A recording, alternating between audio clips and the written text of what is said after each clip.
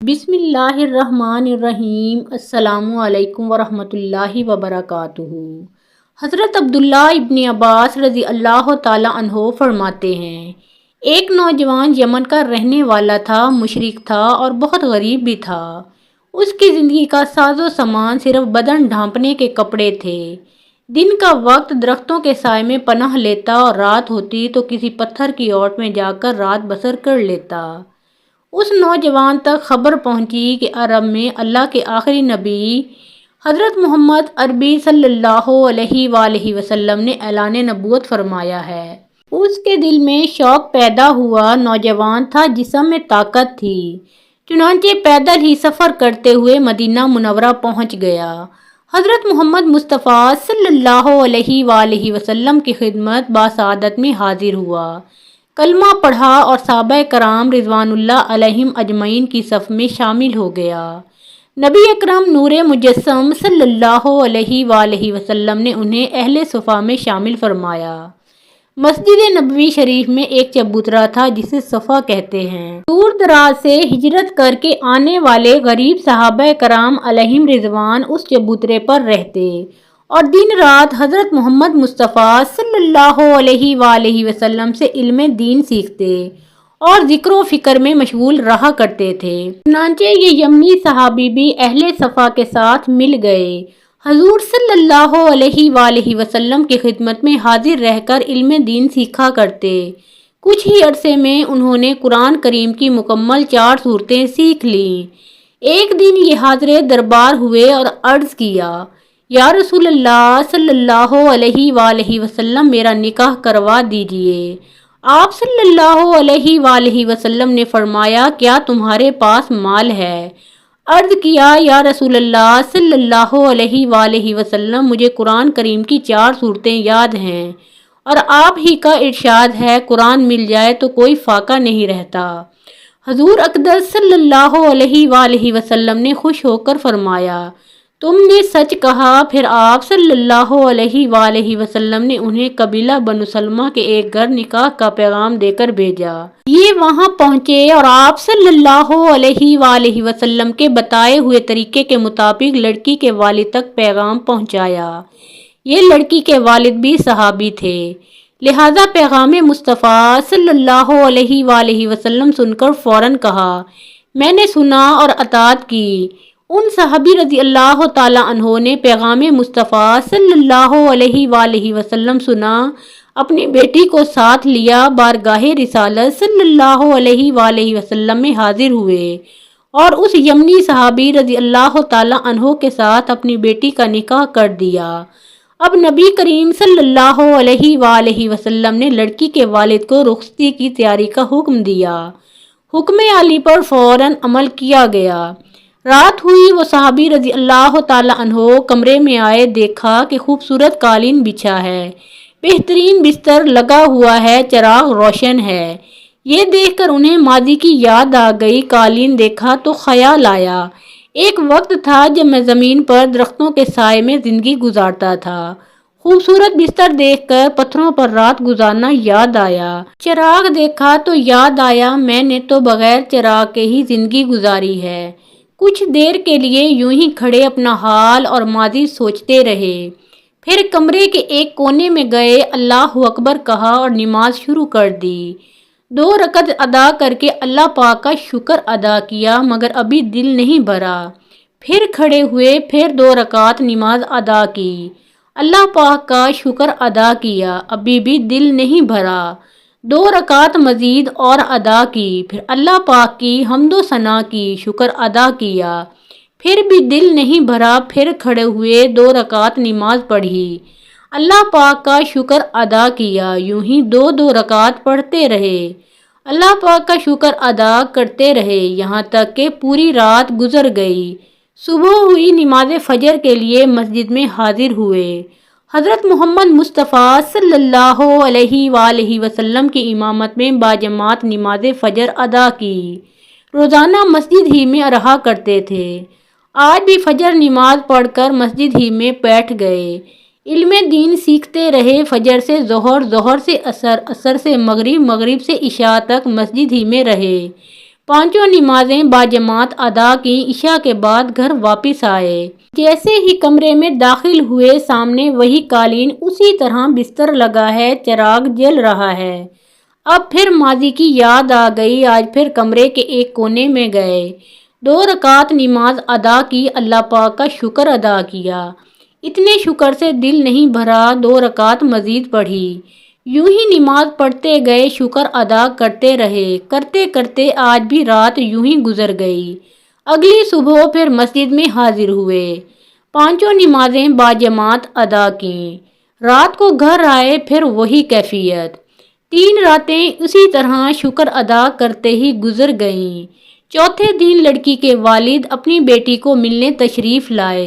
بیٹی کا حال پوچھا تو بیٹی نے بتایا کہ میرے شوہر رات کو آتے ہیں، کمرے کے ایک کونے میں کھڑے ہو کر نماز پڑھتے اور اللہ پاک کا شکر ادا کرتے ہوئے ساری رات گزار دیتے ہیں۔ والد صاحب نے یہ بات سنی تو بارگاہ رسالت صلی اللہ علیہ وآلہ وسلم میں حاضر ہوئے اور ساری بات عرض کی۔ پیارے آقا سردار انبیاء صلی اللہ علیہ وآلہ وسلم نے یمنی صحابی کو بلا کر پوچھا، تمہیں کس چیز نے تیری زوجہ سے دور رکھا ہوا ہے؟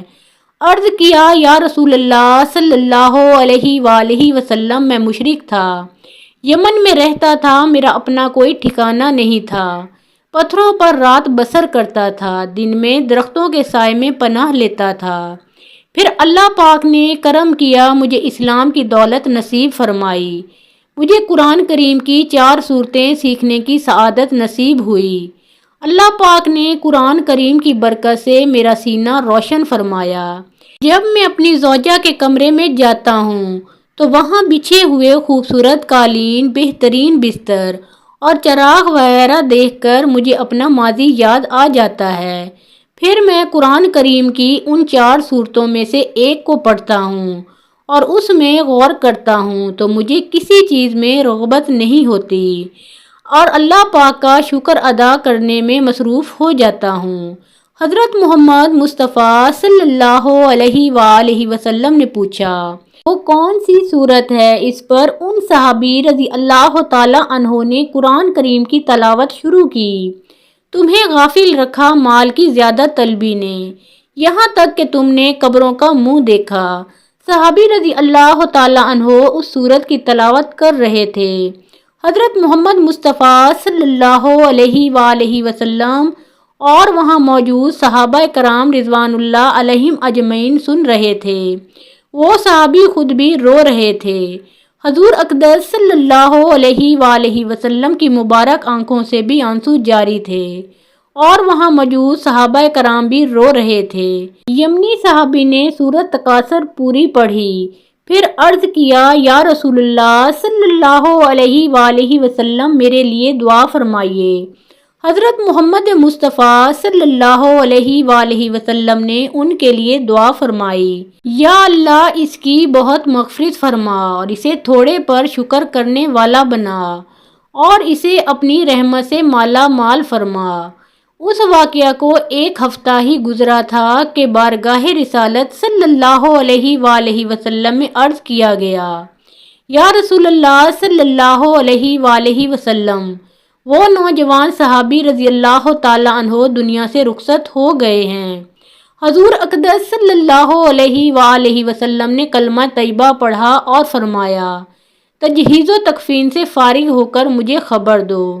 جب جنازہ تیار ہوا، بارگاہ رسالت صلی اللہ علیہ وآلہ وسلم میں عرض کی گئی، آپ تشریف لائے، نماز جنازہ پڑھائی اور اس صحابی رضی اللہ تعالی عنہ کو مخاطب کر کے فرمایا، اے نوجوان، تجھے جنت مبارک ہو۔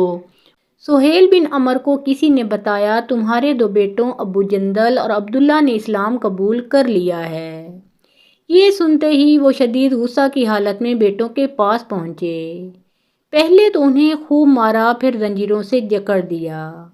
کچھ وقت بعد انہیں ایک اور اطلاع ملی، تمہاری 2 شادی شدہ بیٹیوں سہلہ اور ام کلثوم نے بھی اپنے شوہروں سمیت اسلام قبول کر لیا ہے۔ اب تو اور زیادہ غصہ آیا، ان سب پر مظالم ڈھالنے لگے۔ یہاں تک کہ ظلم سے تنگ آ کر ان کے بیٹے حضرت عبداللہ بن سہیل رضی اللہ تعالیٰ عنہ موقع پا کر حبشہ کی طرف ہجرت کر گئے۔ حضرت ابو جندل رضی اللہ تعالیٰ عنہ صلح حدیبیہ تک باپ کی سختیاں برداشت کرتے رہے۔ حضرت عبداللہ رضی اللہ تعالیٰ عنہ بھی کچھ عرصہ کے بعد حبشہ سے واپس آ گئے اور پھر باپ کے شکنجے میں پھنس گئے۔ سہیل بن عمر کو نہ اپنے بیٹوں کی کوئی پرواہ تھی اور نہ ہی بیٹیوں کی۔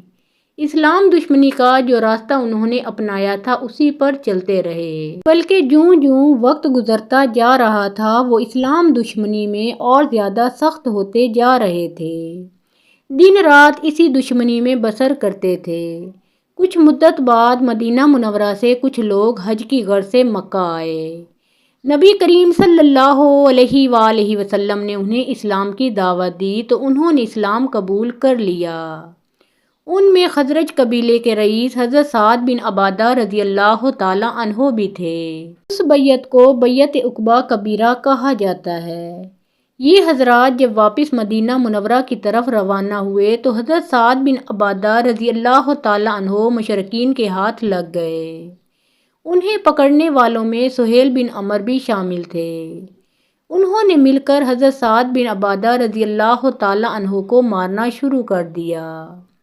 پھر انہیں باندھ دیا گیا، سر کے بال پکڑ کر گھسیٹنے لگے۔ خود حضرت سعد بن عبادہ رضی اللہ تعالیٰ عنہ بیان کرتے ہیں کہ جب یہ لوگ مجھے بری طرح مار پیٹ رہے تھے تو ایک سرخ و سفید رنگ کا خوبصورت آدمی میری طرف آتا نظر آیا۔ میں نے یہ خیال کیا کہ یہ شخص معقول ہے، ضرور مجھ سے ہمدردی کرے گا، مجھے ان کے ظلم و ستم سے نجات دلائے گا، لیکن میرا خیال غلط نکلا۔ وہ بھی انہی کا ساتھی نکلا، بلکہ ان سے زیادہ سخت ظالم تھا۔ اس نے آتے ہی میرے منہ پر اس قدر زوردار تھپڑ رسید کیا کہ میرا منہ گھوم گیا۔ ایک روایت میں منہ پر گونسا مارنے کی الفاظ ہیں۔ اب میں نے جان لیا تھا کہ ان لوگوں میں کوئی خیر نہیں ہے۔ آخر ایک مشرک ابو البختری بن ہشام کو میری حالت پر کچھ ترس آیا۔ اس کی مدد سے اس ظلم و ستم سے نجات پا سکا، لیکن جس کے بارے میں نے یہ گمان کیا تھا کہ وہ مجھ پر ترس کھائے گا، اس نے تو الٹا اور ظلم کیا تھا، اور یہ تھے سہیل بن عمر۔ 2 ہجری میں غزوہ بدر پیش آیا۔ سہیل بن عمر بڑے جوش کے عالم میں دوسرے مشرکوں کے ساتھ مسلمانوں سے جنگ کرنے کے لیے گئے، لیکن بدر کے میدان میں قریش کو شکست فاش ہوئی تو اب یہی سہیل حضرت مالک رضی اللہ تعالیٰ عنہ کے ہاتھ قید ہو گئے۔ جب وہ حضور اکرم صلی اللہ علیہ وآلہ وسلم کے سامنے لائے گئے تو انہیں دیکھ کر حضرت عمر رضی اللہ تعالیٰ عنہ کے ایمان نے جوش مارا۔ آج وہ شخص ان کے قبضہ میں تھا جس نے سالہ سال مسلمانوں پر ظلم کے تیر برسائے تھے، زبان سے بھی آگ کے شعلے اگلے تھے۔ انہوں نے رسول اللہ صلی اللہ علیہ وآلہ وسلم سے عرض کیا، یا رسول اللہ صلی اللہ علیہ وآلہ وسلم، اگر اجازت ہو تو میں سہیل کے اگلے 2 دانت توڑ دوں تاکہ اس کی تقریر کی قوت جاتی رہے۔ دراصل یہ زبردست قسم کے مقرر تھے، اپنی تقریر سے لوگوں کے جذبات میں آگ لگا دیتے تھے۔ حضرت عمر فاروق رضی اللہ تعالیٰ عنہ کی بات سن کر رحمت عالم صلی اللہ علیہ وآلہ وسلم نے فرمایا، نہیں عمر، ایسا نہ کرو، اللہ نے اسے خطابت کی جو صلاحیت عطا فرمائی ہے، شاید کبھی تمہیں اس سے فائدہ پہنچ جائے اور تم خوش ہو جاؤ۔ اس کے بعد نبی کریم صلی اللہ علیہ وآلہ وسلم نے سہیل سے فدیہ لے کر انہیں آزاد کر دیا۔ غزوہ بدر کے بعد سہیل غزوہ احد اور غزوہ احزاب میں بھی قریش کے ساتھ مسلمانوں سے جنگ کرنے کے لیے آئے، لیکن ہر بار انہیں ناکامی ہوئی۔ مسلسل ناکامیوں کا بھی ان پر کوئی اثر نہ ہوا، بدستور اسلام دشمنی میں لگے رہے۔ 6 ہجری میں رسول اللہ صلی اللہ علیہ وآلہ وسلم 1400 صحابہ کرام رضی اللہ تعالیٰ عنہم کے ساتھ عمرے کا احرام باندھ کر مکہ کی طرف روانہ ہوئے۔ قریش کو معلوم ہوا تو انہوں نے مسلمانوں کو روکنے کی تیاریاں کر لیں۔ حضور اکرم صلی اللہ علیہ وآلہ وسلم کو قریش کے ارادوں کی خبر ملی۔ آپ صلی اللہ علیہ وآلہ وسلم نے مکہ سے ایک منزل ادھر حدیبیہ کے مقام پر پڑاؤ ڈال دیا اور قریش کو پیغام بھیجا کہ ہم جنگ کے ارادے سے نہیں آئے، ہم تو صرف عمرہ کرنے آئے ہیں۔ اس مقام پر کفار سے ایک صلح نامہ لکھا گیا، اسی کو صلح حدیبیہ کہتے ہیں۔ اس صلح نامے کے لیے قریش نے سہیل بن عمرو کو بھیجا۔ سہیل بن عمرو نے اس موقع پر بھی بہت سخت رویہ اختیار کیا۔ ان کے بیٹے حضرت ابو جندل رضی اللہ تعالی عنہ خود کو کسی طرح زنجیروں سے چھڑا کر نبی پاک صلی اللہ علیہ وآلہ وسلم کی خدمت میں پہنچ گئے۔ سہیل بن عمرو نے صلح نامہ لکھنے کی شرط لگا دی کہ پہلے حضرت ابو جندل رضی اللہ تعالی عنہ کو ان کے حوالے کیا جائے۔ اس طرح انہیں واپس ان کے حوالے کرنا پڑا۔ اس موقع پر حضرت ابو جندل رضی اللہ تعالی عنہ دھاڑیں مار مار کر روئے۔ رسول اللہ صلی اللہ علیہ وآلہ وسلم نے انہیں صبر کی تلقین کی اور فرمایا، بہت جلد بہتر نتیجہ ظاہر ہوگا، فکر نہ کرو۔ غرض یہ کہ اس وقت تک بھی سہیل بن عمرو کا ظلم اسی طرح جاری رہا۔ آخر کار 8 ہجری میں مکہ فتح ہوا۔ اس وقت سہیل بن عمرو، اکرمہ بن ابو جہل اور صفوان بن امیہ نے قریش کے ایک گروہ کے ساتھ مسلمانوں پر حملہ کیا۔ حضرت خالد بن ولید رضی اللہ تعالی عنہ کے دستہ نے ان کا مقابلہ کیا اور ان کے مقصد میں ناکامی سے دوچار کیا۔ ان میں سہیل بن عمرو بھی تھے، یہ اپنے گھر جا چھپے۔ اب وہ اپنے بیٹے حضرت عبداللہ رضی اللہ تعالی عنہ کے پاس گئے۔ انہیں عبداللہ رضی اللہ تعالی عنہ کے پاس، جن پر کئی سال سے برابر ظلم کرتے رہے تھے، ان سے کہا، اے میرے بیٹے، جیسے بھی ہو محمد صلی اللہ علیہ وآلہ وسلم سے میری سفارش کرو، میری جان بخشی کرواؤ۔ حضرت عبداللہ رضی اللہ تعالی عنہ باپ کا ظلم بھول گئے۔ نبی کریم صلی اللہ علیہ وآلہ وسلم کی خدمت میں حاضر ہوئے اور التجا کی، یا رسول اللہ صلی اللہ علیہ وآلہ وسلم، میرے والد کو امان دیجیے۔ حضور اکرم صلی اللہ علیہ وآلہ وسلم حضرت عبداللہ رضی اللہ تعالی عنہ کی قربانیوں سے خوب آگاہ تھے، لہذا فرمایا، سہیل اللہ کی امان میں ہیں، کسی مسلمان کو اجازت نہیں کہ انہیں نقصان پہنچائے۔ سہیل بن عمرو باشعور انسان ہے، ایسا شخص اسلام کی نعمت سے محروم نہیں رہ سکتا۔ حضرت عبداللہ رضی اللہ تعالی عنہ نے یہ خبر والد کو سنائی۔